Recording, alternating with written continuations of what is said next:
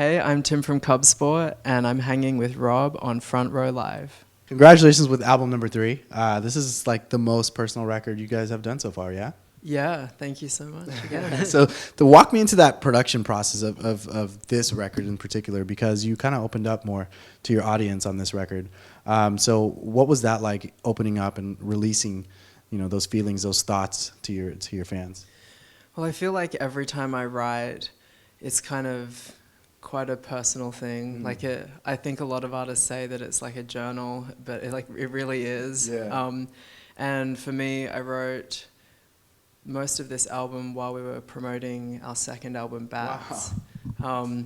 No time to breathe. No, exactly. The hustle is real. We're always working. But yeah, I think I learned so much about myself while promoting the second album, and it was a lot of those lessons about like living in love and letting go of fear and self-doubt, and those sorts of things that really inspired a lot of this album. So would it be safe to say that, had that second album not come out, like there would be no room, or the idea behind album 3 would not have even happened? Yeah, for sure. I feel like that's the case with like all of our albums. Like they wouldn't exist without the previous one. And I feel like it's sort of the journey across the 3 albums that like really strengthens the songs and the story, like that runs like throughout the whole collection of albums. Right. Now, aside from, opening up to your audience a little more on this one, like how do you feel like your lyrics or even the way that you sing kind of changed on this record? Well, I feel like over the last 12 months, I've really learned to like embrace and love like my true identity. This album is the first one that I've written completely since I've been out as gay. Whereas with Bats, I wrote half of it before I came out and the other half after. And so I feel like there's a new freedom on this album, and there's like a light that I think was being hinted at on Bats. Yeah. But this one is kind of like all the way like into like a lighter energy, and yeah.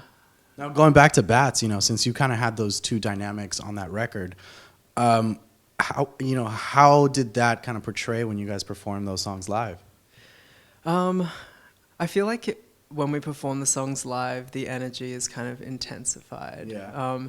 There's something about like all of us like playing the songs live together and sharing in that, like, I don't know, there's something about the energy of like all being in a room together, like experiencing the moment and kind of bringing what started as like a personal revelation to me, like then stepping out and sharing that with like hundreds or thousands of people who are like ready to kind of accept it. I don't know, yeah, it just feels like it sort of amplifies it and strengthens it, which is really cool. It kind of took Bats from, like a very intimate place to like something like more empowering that was, I could see like other people kind of connecting with it, where they'd sort of, I feel like they've maybe like experienced the same sort of things. Then we could all be there like sharing in it together. As far as like the production side of this, like you also produced the record.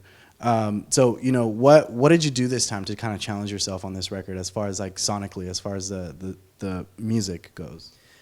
I feel like whenever I'm writing and recording, I try to not like have like a goal of like what I want it to sound like. I just try and follow how I'm feeling and not have any sort of boundaries or limits on what the sound of the album can be like.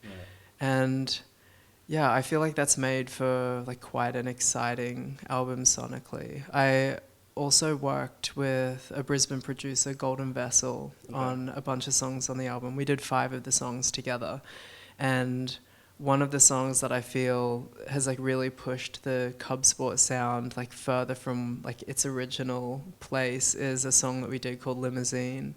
And it's like kind of housey, and that was like really exciting for me. We worked on the song, and then afterwards we were like, well, it doesn't really sound like Cub Sport or Golden Vessel, like what can we do with it? And then after I'd listened to it like a few more times, I was like, there is no way that this isn't a Cub Sport song. And then, there are other songs like As Long As You're Happy, which I just did completely on my own at home. And I feel like it's, a really varied album in terms of like production and the sound, but there's like an energy throughout it that like ties it all together. Right.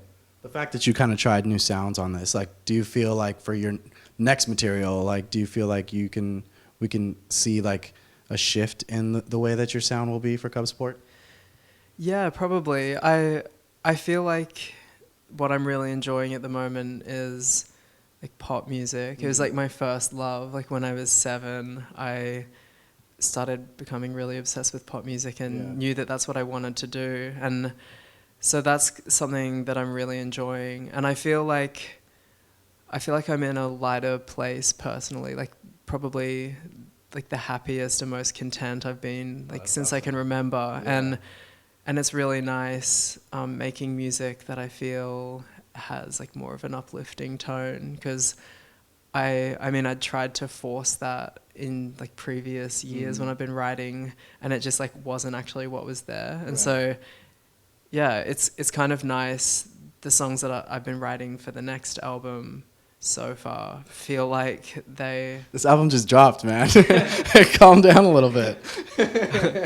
but yeah, it's kind of like a lighter place, and like so far like quite a pop sound, which I'm excited about. Right. Now, you know, because this is more of a personal record, you had a couple collaborations in it as well. So did you have to be extra careful on who was able to come in and do collaborations with you because it was such a personal record to you? It wasn't really something that I thought about much. It kind of just happened. Like the collaborations with Golden Vessel, we did one session together and we wrote Trees. And before that, I sent him the song Acid Rain, which I'd recorded like the synths and vocals for, and he just put like bass and drums under it, and I was like, he gets it. Like we're like on the level. So easy. Yeah.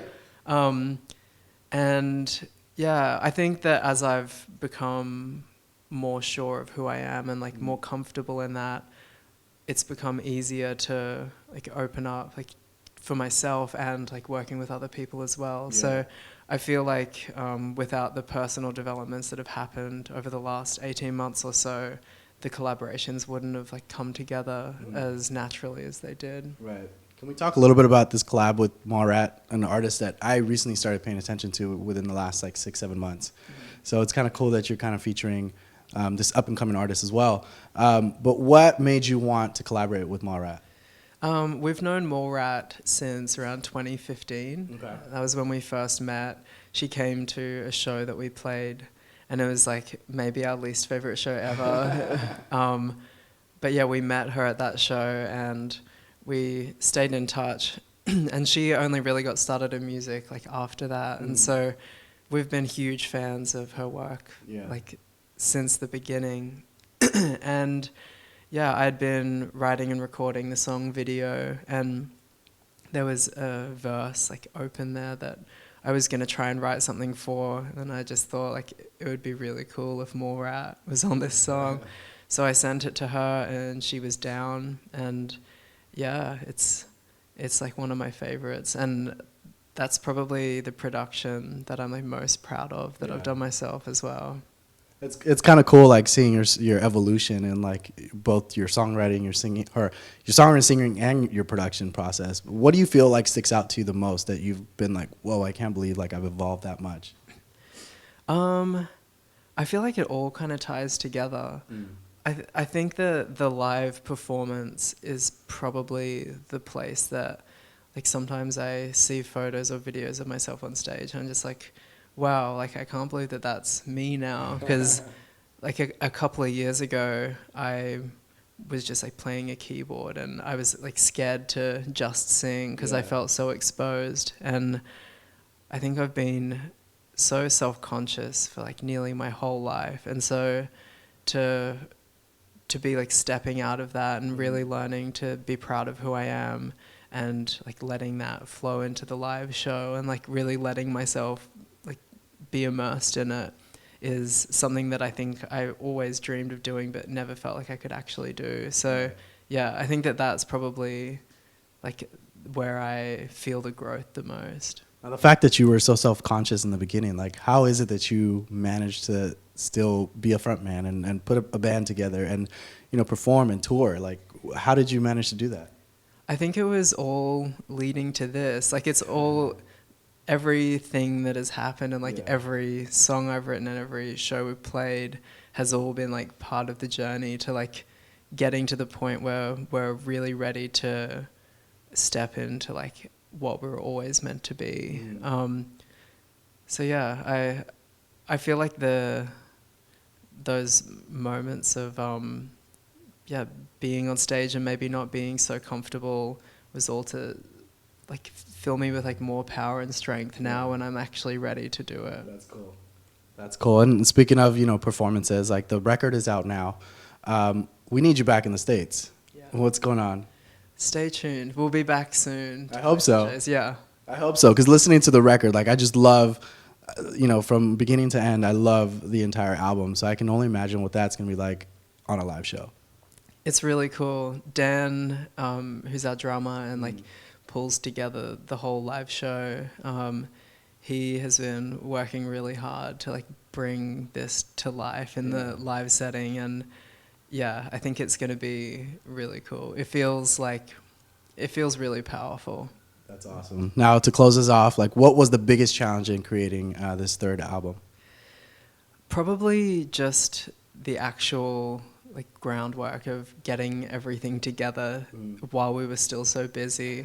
Like the album art and everything, Sam was doing that on his laptop while we were on tour in the States, like on these big drives, just like literally working every hour of the day, and then playing a show, and then sleeping, and then like doing it all again the next day. But yeah, I'm like really proud of what we've managed to pull together, and all the hard work is like already paying off.